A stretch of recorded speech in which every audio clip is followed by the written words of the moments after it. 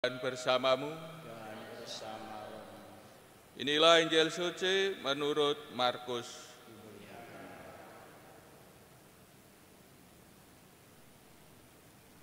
Pada suatu hari datanglah seorang ahli Taurat kepada Yesus dan bertanya, "Perintah manakah yang paling utama?" Yesus menjawab, "Perintah yang utama ialah, dengarlah hai orang Israel, Tuhan Allah kita itu Tuhan yang esa. Kasihlah Tuhan Allahmu dengan segenap hati, dengan segenap jiwa, dengan segenap akal budi, dan dengan segenap kekuatanmu. Dan perintah yang kedua ialah, kasihilah sesamamu seperti dirimu sendiri. Tidak ada perintah lain yang lebih utama daripada kedua perintah ini." Berkatalah ahli Taurat itu kepada Yesus, "Guru, tepat sekali apa yang kau katakan, bahwa Dia itu esa, dan tak ada Allah lain kecuali Dia. Memang mengasihi Dia dengan segenap hati, dengan segenap pengertian, dan dengan segenap kekuatan, serta mengasihi sama manusia seperti diri sendiri, jauh lebih utama daripada semua kurban bakar dan persembahan." Yesus melihat betapa bijaksananya jawaban orang itu. Maka Ia berkata kepadanya, "Engkau tidak jauh dari kerajaan Allah." Dan tak seorang pun masih berani menanyakan sesuatu kepada Yesus. Demikianlah sabda Tuhan.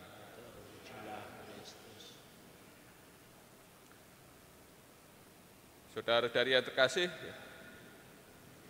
dalam masyarakat Yahudi atau bangsa Yahudi banyak aturan sehingga menimbulkan kebingungan, dan juga banyak yang bertanya, apakah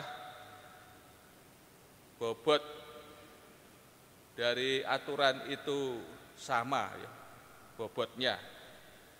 Maka tidak mengherankan kalau seorang ahli Taurat dengan niat yang baik datang kepada Tuhan Yesus menanyakan soal perintah yang utama. Karena ya mengingat banyaknya aturan, banyaknya hukum ya, dalam masyarakat Yahudi.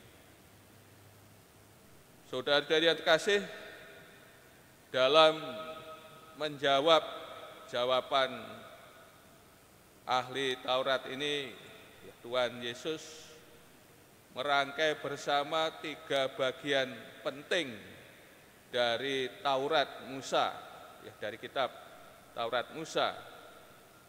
Pertama, Tuhan Yesus ya, mengambil dari kitab Ulangan bab 6 ayat 4, "Dengarlah hai orang Israel, Tuhan Allah kita itu Tuhan yang esa." Ini yang terkenal dengan Shema ya, yang didoakan oleh orang Israel sehari 2 kali, pagi dan sore. Dalam bagian ini ditegaskan akan pusat kepercayaan orang Yahudi yang menyatakan akan pusat iman mereka ya, akan Allah yang esa ya. Dan disinilah inti dari penyembahan ya, orang Yahudi kepada Allah yang esa. Ya, atas dasar ini, Pak Sekjen kasih, bahwa Tuhan telah mengasihi umatnya, ya, bangsa Yahudi, ya, dengan membebaskan mereka dari perbudakan di Mesir, dan juga telah mengikat perjanjian, ya, dengan mereka, bahwa Allah, ya, telah mengasihi mereka dan mereka diundang untuk menanggapi, ya, kasih Allah. Maka kemudian Tuhan Yesus melanjutkan, ya, dengan mengutip kitab Ulangan bab 6 ayat 5, ya. Kasihilah Tuhan Allahmu dengan segenap hati, dengan segenap jiwa, dengan segenap akal budi, dan dengan segenap kekuatanmu. Kasih di sini sifatnya, ya, tanpa pamrih, tanpa mencari imbalan, hanya dipusatkan pada Dia yang dikasihi, memilih dan mencari Dia di atas segala sesuatu, dan memberikan dirinya, ya, kepada Dia. Ini bahasa kasih di sini. Maka diundang untuk mengasihi Allah, ya, dengan keutuhan diri manusia. Kemudian Tuhan Yesus, ya, merangkai bagian yang ketiga, ya, dan perintah yang kedua ialah kasihilah sesamamu seperti dirimu sendiri. Ini diambil dari kitab Imamat bab 19 ayat 18. Seperti dirimu sendiri. Ya, di sini diandaikan ada cinta diri yang sehat, sehingga menjadi ukuran praktis yang positif. Saudara-saudari yang terkasih, pengertian sesama dalam kitab Imamat ini sangat terbatas. Sesama di sini, ya, sama orang Yahudi, ya. Ukurannya, ya, agama, ya. Mereka yang menjalankan kitab Taurat Musa, ini disebut sesama. Dan juga orang asing yang tinggal tetap bersama orang Yahudi. Namun dalam sabda Tuhan Yesus, ya, sesama ini dimengerti, ya, secara luas, ya, tidak ada batasnya, ya. Setiap manusia, ya, setiap orang, tanpa ada batas.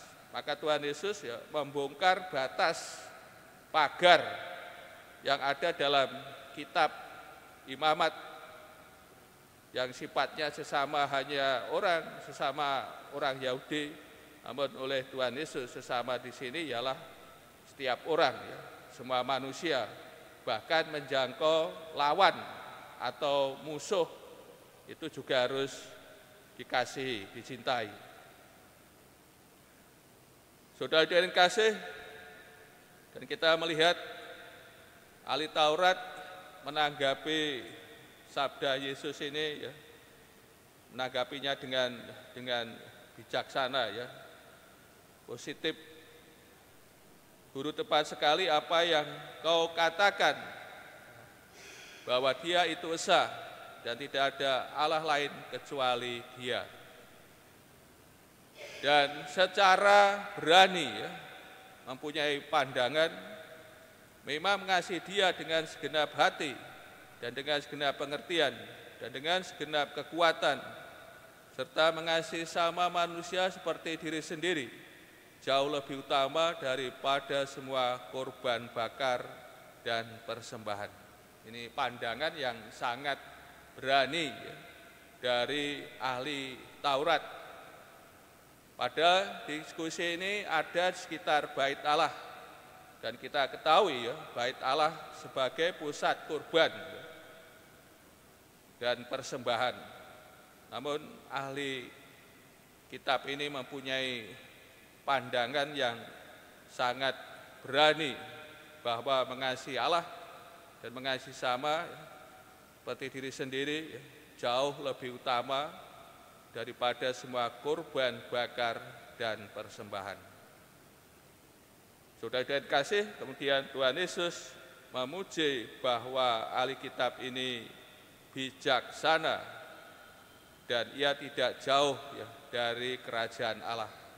Ia mempunyai pandangan, bisa memahami, mengerti dengan baik apa yang disampaikan oleh Tuhan Yesus, bahwa ia tidak jauh dari kerajaan Allah. Sudah dikasih melalui sabda Tuhan ini kita diingatkan akan hal yang utama dalam hidup kita, yaitu perintah utama mengasihi Allah dan sesama. Dalam hal ini Tuhan Yesus tidak hanya mengajarkan, namun juga melaksanakannya. Ia mengasihi Allah Bapa dan kita manusia sampai wafat disalib, sampai mati. Maka korbannya, korban Tuhan Yesus adalah kasih. Maka supaya kita menjadi bagian dari kerajaan Allah, ada di dalam kerajaan Allah, maka satu-satunya jalan melaksanakan perintah utama ini, mengasihi Allah dan mengasihi sesama kita. Kalau ahli Taurat tadi tidak jauh dari kerajaan Allah, supaya ia dekat berada dalam kerajaan Allah, tentu syaratnya menjalankan, melaksanakan perintah utama ini. Maka melalui sabda Tuhan kita diingatkan dan disadarkan akan hal yang penting, yang mendasar dalam hidup kita, yaitu perintah kasih yang bersifat ganda, mengasihi Allah dan sesama kita.